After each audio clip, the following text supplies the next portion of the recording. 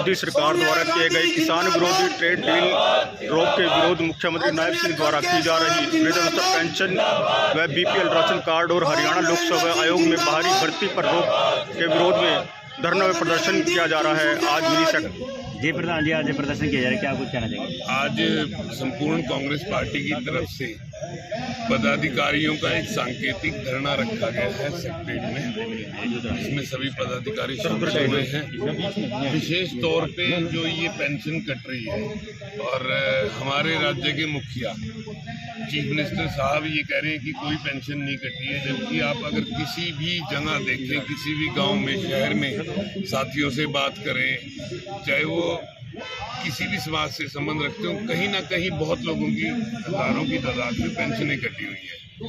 और नायब सैनी जी कह रहे हैं कि कोई पेंशन नहीं कटी है, जबकि इतने एग्जाम्पल सामने आ चुके हैं। इतना बड़ा झूठ अगर राज्य का मुखिया बोलेगा तो कैसे काम करेगा? एक तो कटी हुई पेंशनों के बारे में, दूसरा जो ये एक गुपचुप तरीके से एक ट्रेड डील शुरू की जा रही है अमेरिका के साथ विशेष तौर पे, जिसमें अभी तो क्लियर बहुत सी बातों को नहीं लिखा गया है, लेकिन धीरे धीरे उनको शामिल किया जा सकता है। 0% टैक्स पे अगर अमेरिका से दूध के उत्पाद, कृषि के उत्पाद, अनाज अगर आना शुरू हो जाएगा तो हमारा तो किसान मर जाएगा। जिस प्रकार की सब्सिडियां अमेरिका अपने किसानों को देता है, उसमें हमारा किसान कहीं भी कंपटीशन करने में कहीं भी नहीं खड़ा है, उनसे मुकाबला नहीं कर सकता। वहाँ से ये जो बुरी कणक जिसको कह देते हैं, अगर वो आनी शुरू होगी तो वो हमारी गेहूं उसका कंपटीशन कर ही नहीं सकती। क्वालिटी में हम कहीं बेहतर हैं, लेकिन ये है कि वो सस्ती है तो हमारी मार्केट को, हमारे किसान को नुकसान करेगी। इसी प्रकार से चाहे सोयाबीन हो, चाहे मक्का हो, चाहे दूध के उत्पाद भी बाद में एक बार एक ऑर्डर लिख दिया गया, बाद में एडिशन तो चाहिए कितने करते रहो। स्वयंभू राजा हैं आज के दिन, तो किसी से कुछ पूछा नहीं जाता, किसी से कोई सलाह नहीं की जाती, कोई सर्वे नहीं किए जाते। किसी इंटरनेशनल दबाव में मोदी जी चाहे ट्रंप के कहने से कुछ ऐड कर दें उसमें, तो कल को नुकसान किसका होगा? हमारा तो किसान मारा जाएगा। आमतौर पे छोटा किसान, 8 लाख परिवार, तकरीबन 40 से 60 करोड़ लोग साधारण इस धंधे से डायरेक्ट जुड़े हुए हैं, तो बच गया क्या? कुछ भी नहीं बचा।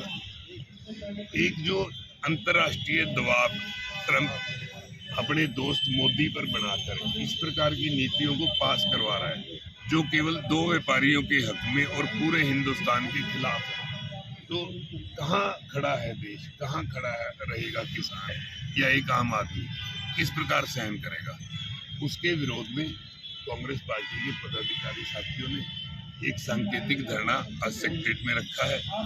इस लड़ाई को और बड़े तरीके पे और बढ़ाकर आगे और बड़े प्रदर्शन भी किए जाएंगे। भाई आदित्य सुरजेवाला जी के साथ और श्री रणदीप सिंह सुरजेवाला जी के निर्देश और उनके साथ आगे भी किए जाएंगे। आज अचानक उनको बाहर जाना पड़ा, इसलिए उनकी गैर हाजिरी में चाहे प्रधान जी हैं, चाहे हमारे नरेगा के प्रधान कविराज जी हैं, चाहे अन्य हमारे पदाधिकारी, सभी मिलकर इस प्रदर्शन को कर रहे हैं। Thank you sir. के अंदर प्रदेश कांग्रेस कमेटी की तरफ से उनके निर्देश पर हर डिस्ट्रिक्ट मुख्यालय पर कांग्रेस जनों के द्वारा सरकार के विरोध प्रदर्शन में ये धरना प्रदर्शन रखा गया है। इसकी मुख्य 3 बातें हैं। एक तो जो अमेरिका के साथ ट्रेड डील हुई है उसका, एक वृद्धावस्था पेंशन काटी गई उस पर, एक युवाओं के रोजगार के मामले में जो धोखाधड़ी हो रही है, अनदेखी की जा रही है हमारे हरियाणा के युवा की, उसके मामले पर, और एक राशन कार्ड के उसमें। ये 4 मुख्य मुद्दे थे आज के धरना प्रदर्शन के। उसी के विरोध में सारे कांग्रेस के साथी इकट्ठे होकर के ये धरना दिया और मैडम उपायुक्त महोदया को इसके लिए ज्ञापन दिया। सर आपका नाम और पद? कविराज शर्मा, और आज मैं मनरेगा बचाओ संघर्ष समिति का चेयरमैन हूँ।